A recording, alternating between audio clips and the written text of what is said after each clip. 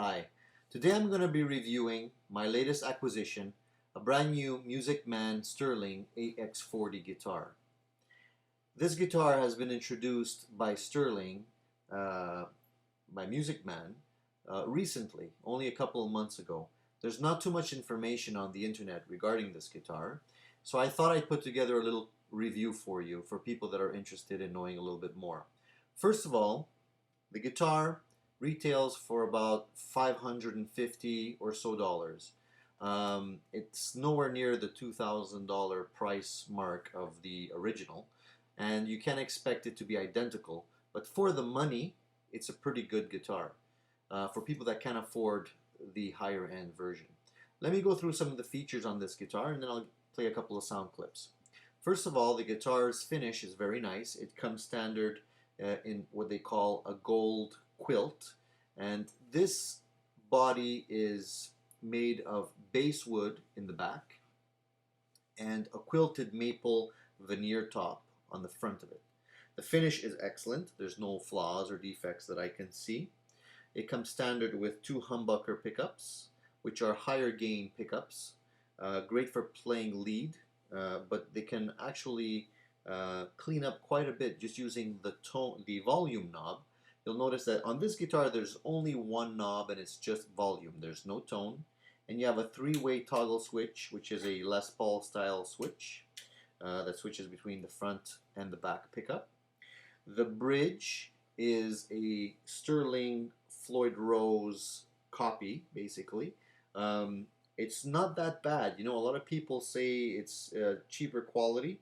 I've seen a lot of really bad quality knockoffs that come from China that are selling for about $40. This one is actually quite good. It looks like it's made out of good metal and pretty thick and looks pretty solid. I don't have any problems with this bridge. It's got a nice thick bar on the tremolo, and it comes back to tune quite well. It's matched up with, of course, the locking nut. And one thing I have to mention about this particular bridge is that there's no rooting on this guitar. In other words, there's no cavity for you to be able to pull up on the Floyd Rose.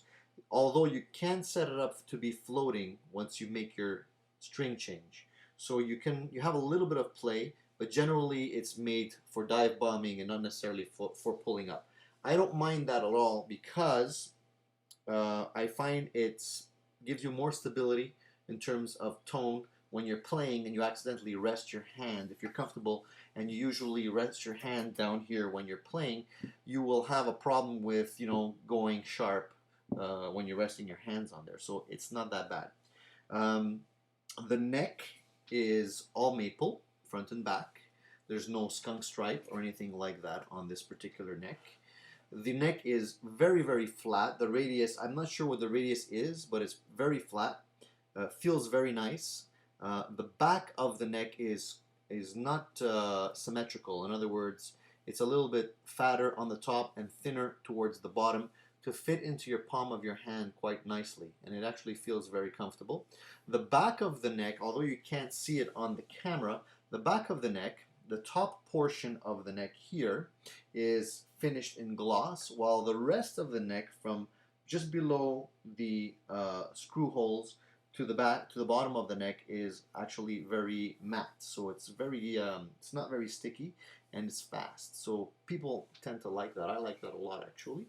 The hardware on this guitar is very good. I find the tuners, although you have the locking nut here, you don't have to worry about tuners going out of tune, but I find that they're very good quality tuners.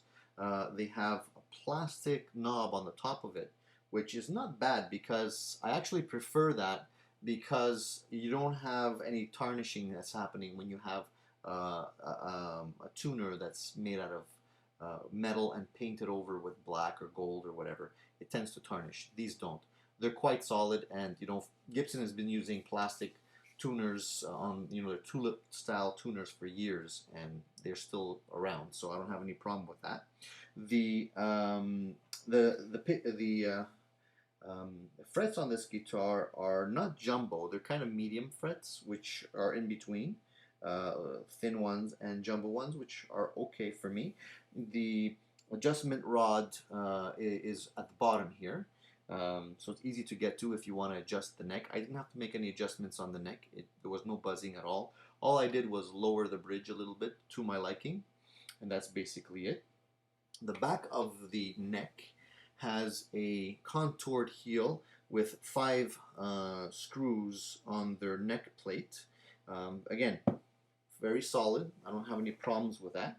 Let's have a listen to it. I'm playing through a Peavey Classic 50, and right now it's on the higher gain channel, so it's going to be showcasing a little bit more of the overdriven tone. I'll play it quiet at first. I'll put it on 3 and just show you what that sounds like.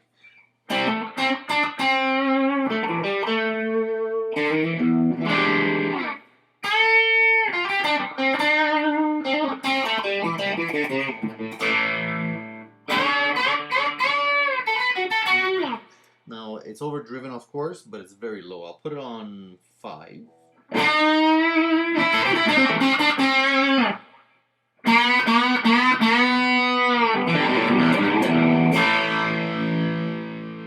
I'll bring it up to about 7.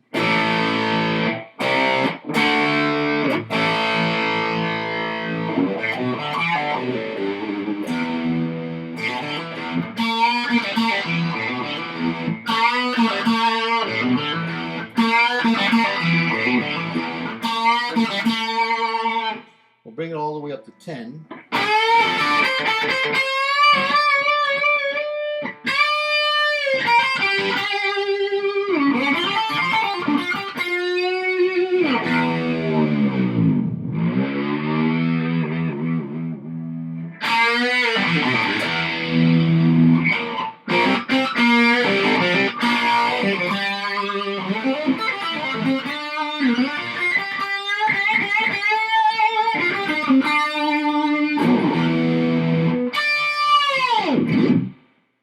As you can see, the neck